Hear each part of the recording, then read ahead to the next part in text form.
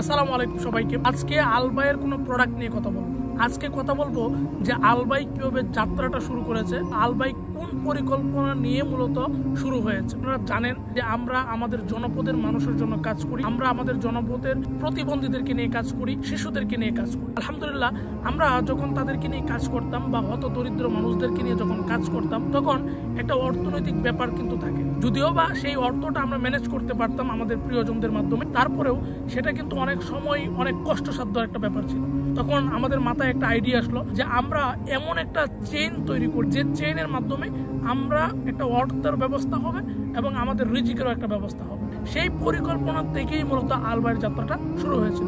ধরেন আমি একটা উদাহরণ দিই। সারা বছরে আলবাইয়ের বিভিন্ন প্রোডাক্ট এবং সার্ভিস সেল করে যদি 5 লক্ষ টাকা প্রফিট হয়, তার থেকে যদি আমরা 1 লক্ষ টাকা আমরা আমাদের জনপদের মানুষের জন্য, জনপদের প্রতিবন্ধীদের জন্য খরচ করতে পারি, তাহলে বিষয়টা কিন্তু সহজ হয়ে যায়। শুধুমাত্র এই অর্থনৈতিক একটা শক্তিশালী চেইন তৈরি করার জন্য আমাদের আলবাইয়ের যাত্রাটা শুরু হয়েছে।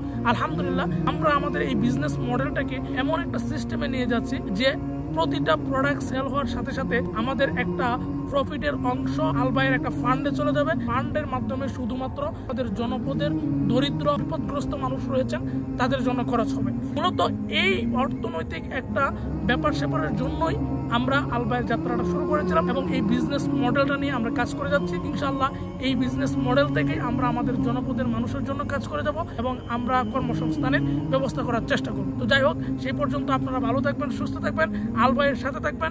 আসসালামু আলাইকুম।